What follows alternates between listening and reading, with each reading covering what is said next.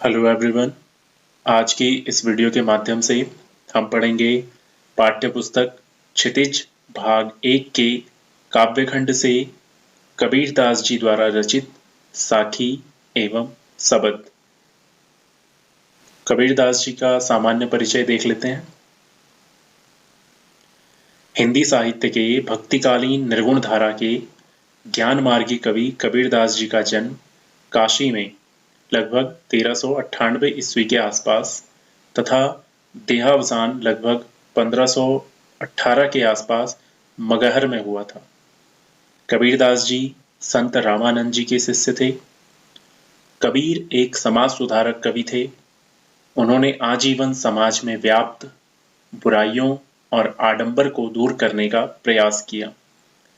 छुआछूत, जातीय भेद तथा वर्ग भेद का मुक्त स्वर से उन्होंने विरोध किया। राम और रहीम की एकता पर विश्वास रखने वाले कबीर ने ईश्वर के नाम पर चलने वाले पाखंड, भेदभाव और कर्मकांड का खंडन किया। अपने काव्य में कबीर ने धार्मिक और सामाजिक भेदभाव से मुक्त मनुष्य की कल्पना की है। कबीर की भाषा की सरलता ही उनके काव्य की सबसे बड़ी विशेषता है। कबीर जी की रचनाओं का संकलन बीजक नाम के ग्रंथ में हुआ है।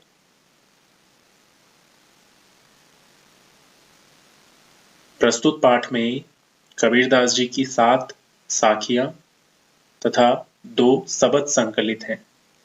साखियों में कबीरदास जी के द्वारा प्रेम का महत्व, संत के लक्षण, ज्ञान की महिमा, बाह्य आडंबरों का विरोध आदि भावों का उल्लेख हुआ है। पहले सबद में कबीर ने बाह्य आडंबरों का विरोध किया है तथा अपने अंतर मन में ही ईश्वर के होने का संकेत दिया है, तथा दूसरे सबद में ज्ञान की आंधी के रूपक के सहारे ज्ञान के महत्व का वर्णन किया है। कबीर कहते हैं कि ज्ञान की सहायता से मनुष्य अपनी दुर्बलताओं से मुक्त हो सकता है। मान सरोवर सुभर जल हंसा केली कराही, मुक्ता फल मुक्ता चुगै अब उड़ी अनत न जाही। पहली साखी है, उसका अर्थ देखते हैं। प्रस्तुत साखी में कबीरदास जी कहते हैं कि मान सरोवर के जल में हंस क्रीड़ा करते हुए मोती चुग रहे हैं। वे इस आनंददायक स्थान को छोड़कर अन्यत्र नहीं जाना चाहते हैं। ठीक इसी प्रकार अगर मनुष्य भी खुद को ईश्वर की भक्ति में लीन कर लेगा तो फिर उसका ध्यान कहीं और नहीं भटकेगा। फिर वह प्रभु की भक्ति में ही मग्न रहेगा और इस मार्ग को छोड़कर कहीं और नहीं जाएगा। दूसरी साखी देखते हैं। प्रेमी ढूंढत मैं फिरूं, प्रेमी मिले न कोई, प्रेमी को प्रेमी मिले सब विष अमृत होए। इस साखी में कबीर कहते हैं कि प्रेमी अर्थात ईश्वर की खोज में मैंने बहुत समय व्यतीत कर दिया, परंतु वह मेरा प्रेमी मुझे अभी तक नहीं मिला।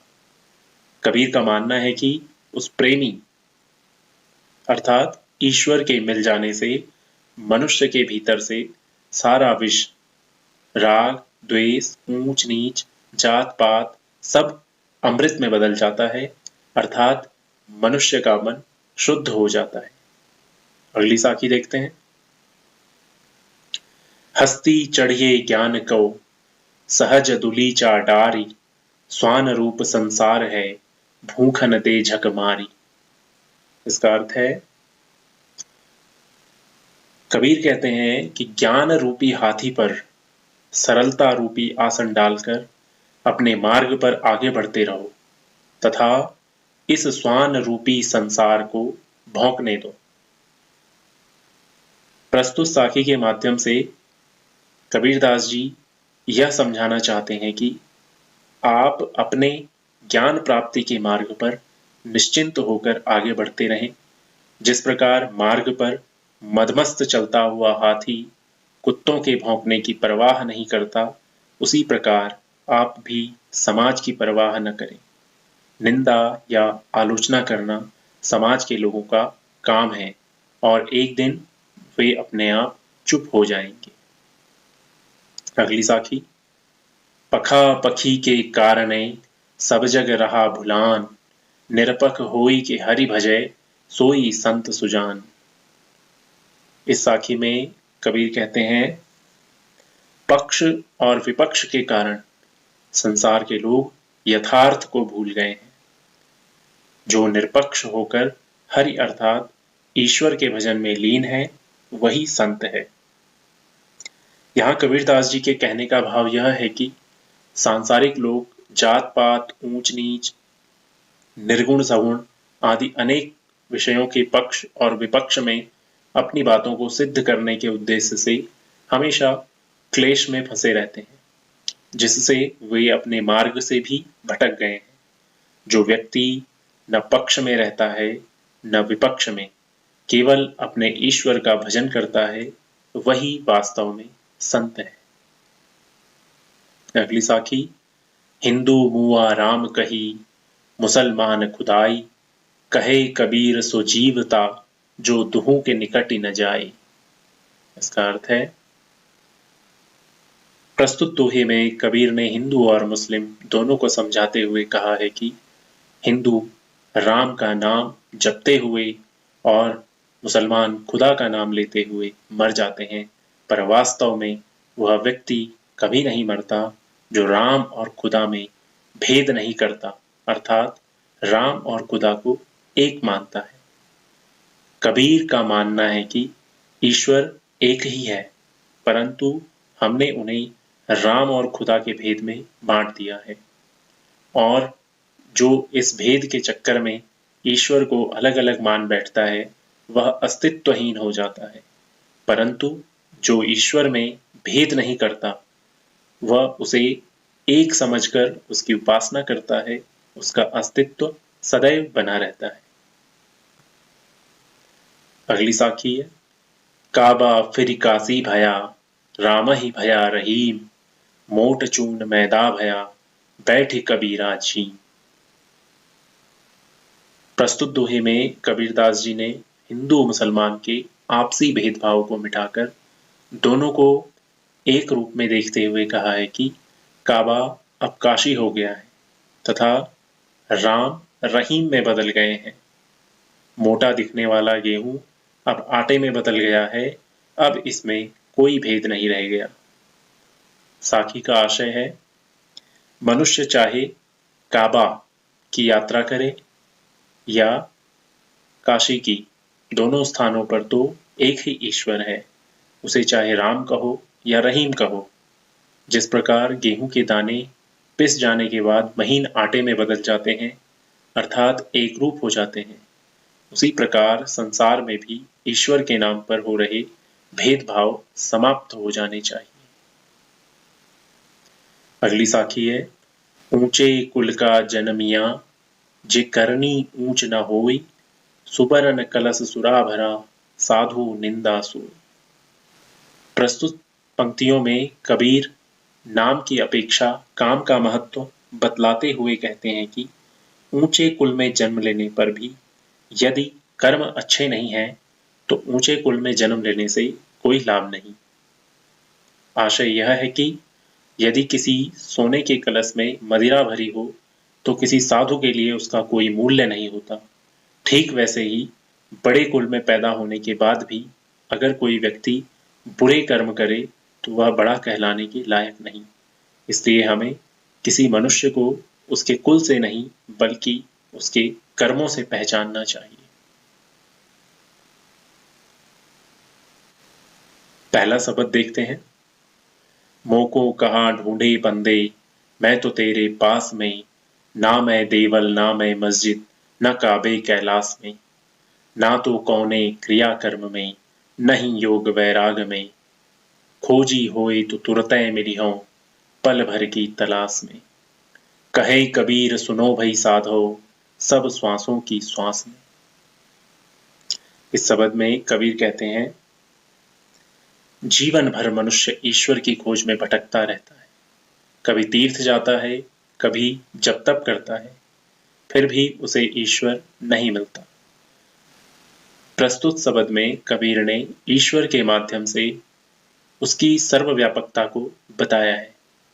इसी संबंध में स्वयं ईश्वर मनुष्य से कहते हैं कि हे मनुष्य, तू मुझे यहाँ वहां खोज रहा है, परंतु मैं तो तेरे पास में ही हूं। मैं किसी मंदिर, मस्जिद या देवालय में नहीं रहता हूं, न किसी तीर्थ स्थान पर।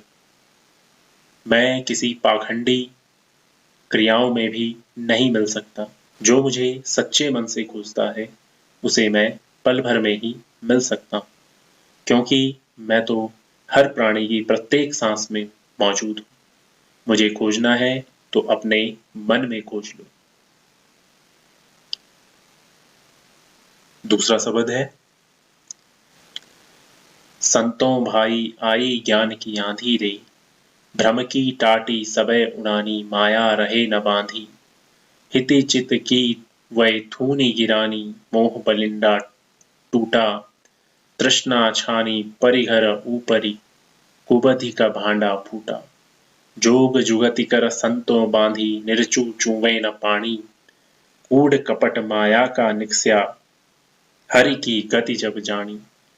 आंधी पीछे जो चल पूठा, प्रेम हरि जन भीना, कहें कबीर भान के प्रगटे, उदित भया तम खीना। इसका अर्थ देखते हैं। प्रस्तुत शब्द में ज्ञान का महत्व बताते हुए कबीर कहते हैं कि हे संतों, ज्ञान की आंधी आ गई है। उसके प्रभाव से भ्रम का पर्दा उड़ गया है। वह माया की रस्सी से बंधा न रह सका। स्वार्थ के खंभे तथा मोह की बल्लियां टूट गईं। तृष्णा का छप्पर गिरने से कुबुद्धि के सभी बर्तन फूट गए।